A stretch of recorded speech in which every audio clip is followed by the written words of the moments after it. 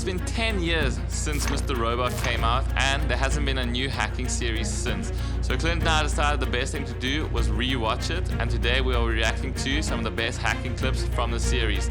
We hope you enjoy. Here we go.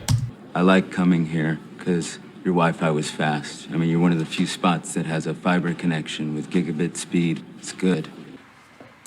Okay, so a cafe with a gigabit speed.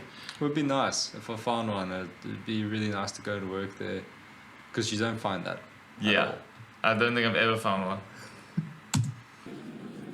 It's so good. It scratched that part of my mind, part that doesn't allow good to exist without condition. So I started intercepting all the traffic on your network. Yeah, so I don't know, for me I probably wouldn't even think about it, but obviously Elliot's something that I'm not, isn't he?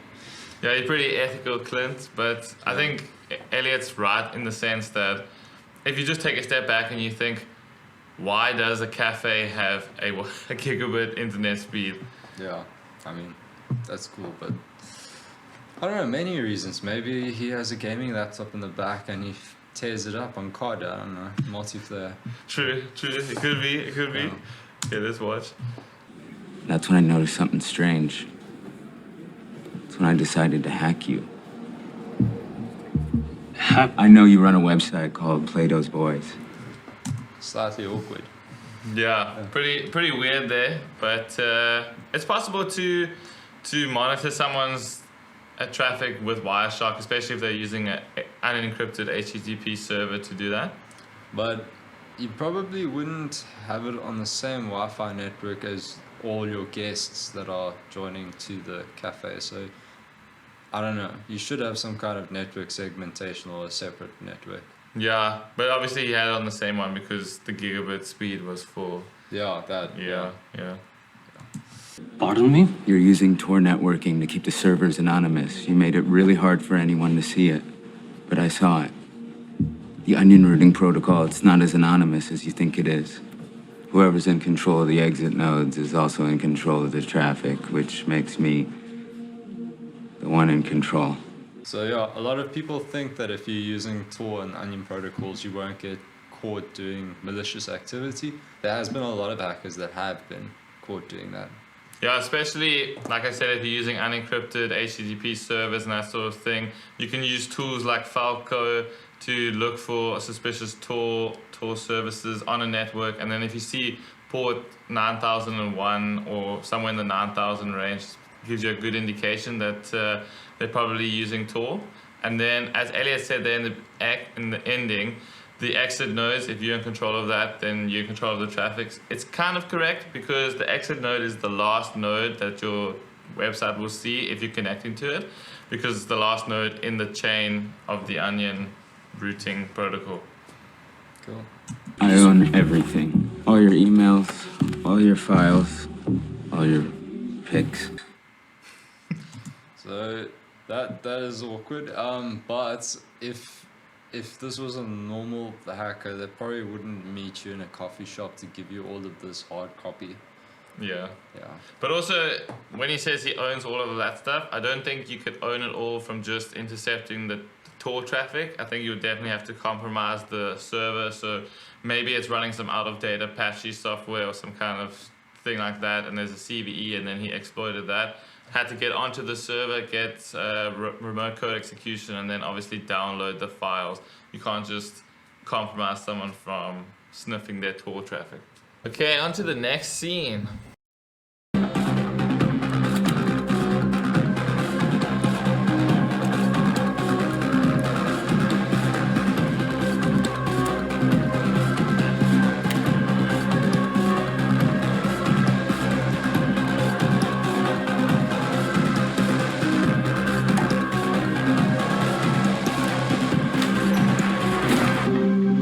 Okay, first thing I want to say is, why is that HVAC controller room by the toilet?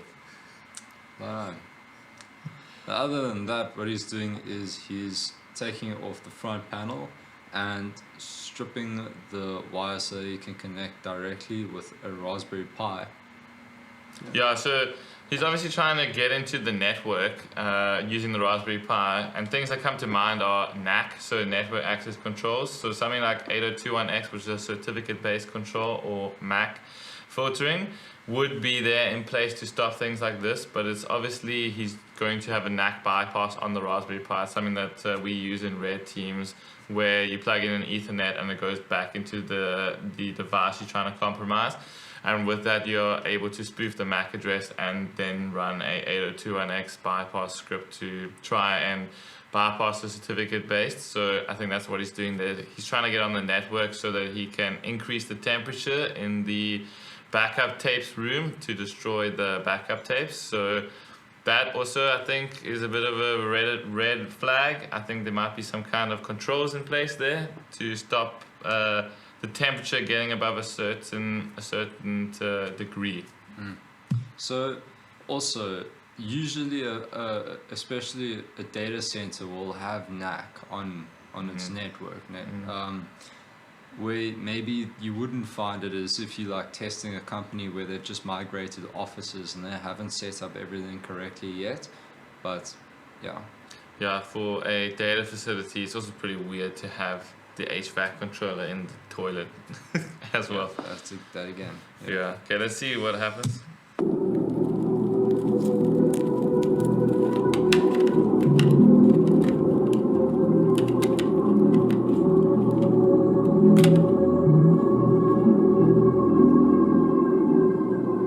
Yeah. So he obviously just he got engaged in terms of when somebody engages you in a social engineering experiment, they come and they challenge you. So the executive man came into the toilet, and then obviously Elliot was being really weird. He was in the back room, so then he obviously had to leave. Just had to chill in there like he was doing nothing, and then go back, finish the attack, and then leave after that. Yeah, I think this one is pretty straightforward. Yeah, but also I think there's quite a lot of Hollywood drama in there as well. Yeah. Okay, let's get into the third one. At the security desk, my cell phone's running an undetectable activated signal sniffer that will locate any kind of wireless signal in sight. By the time I leave this building, I'll own its network. So yeah, it's cool that he's running a wireless sniffer. He's probably jailbroken his phone so that he can do that, because when you are sniffing for traffic, you would have to do it in monitor mode from your Wi-Fi adapter, and normal phones can't be just put on that. Yeah, so he's obviously, when he says he's going to own the network, That's I think, also not he's realistic. leaving out quite a lot of steps. So he's going to obviously grab the WPA2 pre-shared key, or like the password, and then try and crack that offline to get the password so that he can connect to the network. But just from his phone sniffing Wi-Fi traffic, I don't think you can pwn or own the network by doing that. Yeah. So I think it's a good attack, and it's almost there, but it's using some Hollywood drama to fill in the blanks. So he's obviously updating his packages there, standard sudo apt. It's important to make sure that your system's up to date, I guess. 100%. Right, so he's logged in as the caretaker, put in the passwords, valid, okay, and then he has created a root shell for himself to start working in. Yeah, and then he's obviously in the temp directory there. Yeah. So he's logged into some VPS there, yeah. He's in the caretaker's office, I think. Yeah. Yeah. So now he's writing some Ruby exploit for Metasploit. So Metasploit obviously runs on the Ruby programming language. And he's writing a Nox browser remote code execution script. So Nox is with respect to the Samsung phones in I think the early 2014, there was some kind of CVE vulnerability there. So he's obviously looking to exploit that. Okay.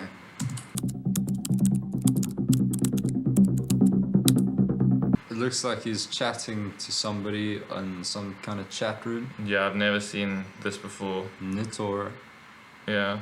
are supported by the server.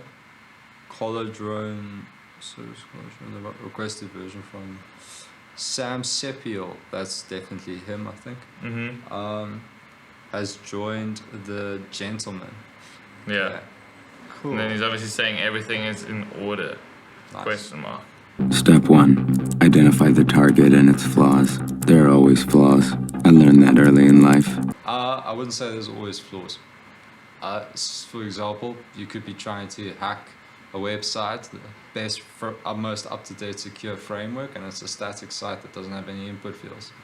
There's very little you can do in that sense. The exploits and the vulnerabilities are generally humans, so if you have the most up-to-date EDR, for instance, endpoint detection, then the problem is how it's been set up by your network administrator or whatever, and that's how people normally exploit that sort of thing. But yeah, how Clint said, like if you have a static website that's running the up-to-date everything, it's pretty hard to compromise that. Yeah. My first hack, the local library, a vulnerable FTP server and its AS400, a far cry from the Android 0 days I'm... So vulnerable FTP service, if you guys want to see our video where we broke down the FTP service and how to exploit it and the common vulnerabilities, it'll be linked down below. Yeah, I don't have much to say.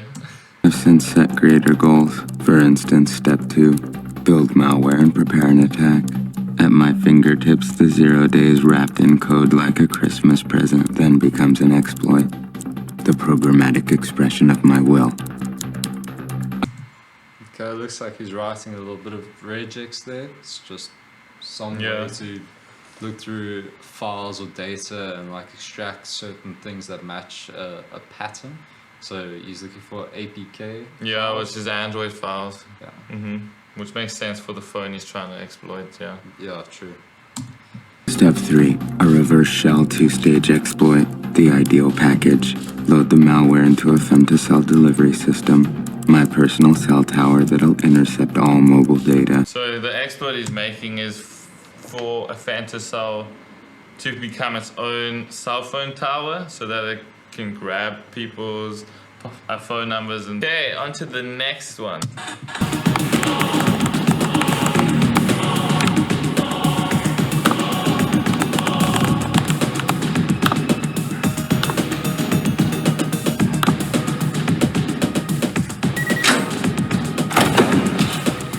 So that software that we just saw there is Z-Wave traffic, which is basically a Wireshark tool for capturing packets for IoT devices. And what's going on there is he seems to be decrypting the pre-shared key for the IoT lock there. So that lock would firstly need to be on the same network as Elliot. So we would take it that Elliot has compromised the network of the virtual reality compound or building, whatever that building is where he's trying to break in, and then he would be able to issue commands to the lock if he's on the same network and he can connect to it. I think that he made a backdoor for that specific vendor, so he's probably exploiting that, and that's how he's able to send the correct key to the lock so that he can set the lock operation and then unlock the door. Yeah. What he was typing in there, that code was hexadecimal, so, and the actual code that he typed in looks like a whole bunch of zeros, so either that's default or he's... Yeah, I mean, it cut away before we could see the whole password, but it kind of looked like the default password, so we'll just take that as don't leave default credentials on your IoT devices. Literally. Okay. Let's continue.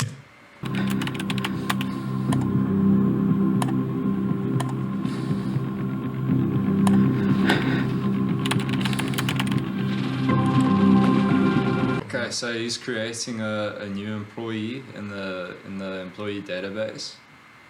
So obviously Darlene, now disguised as Dolores. Dolores, yeah. Yeah, is trying to get into the building, and she needs access credentials, and the IT guy is checking them to see if she can get in.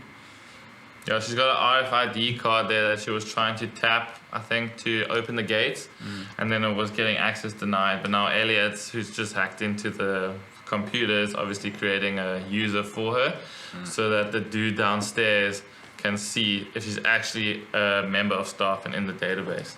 Yeah, it might have been good for him to wait a little bit before like trying to do that. Well, not him, her.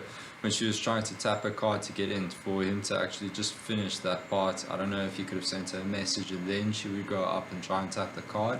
Maybe a little bit less suspicious. But I think Even if it didn't work, you wouldn't have to have the security guard like double check to like let her through and stuff. but they used her as a decoy so he could jump over the gates. Oh, is it? Yeah, because they didn't. The security guard was obviously chilling at the front desk, and Yes. then she went there to engage him and take his attention away, and then he snuck in and jumped over the gates. Okay. Yeah. But anyway, let's continue.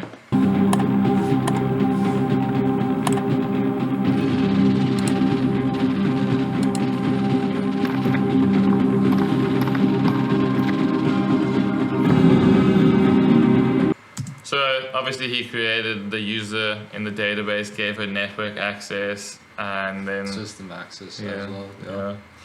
And then when the security guy was scrolling through the database, she magically appeared there. So she's obviously an employee now. Yeah. Pretty realistic. If you have access to all of that stuff, you can create a user and it can update. Getting access to all that stuff Yeah. is the another hard thing. part, yeah. Alright guys, that is Mr. Robot's greatest hacking scenes that we could find on the internet. I hope you guys enjoyed the more laid back and chilled reaction style video. If you did, a like and a subscribe would be greatly appreciated. And with that, we'll see you in the next one.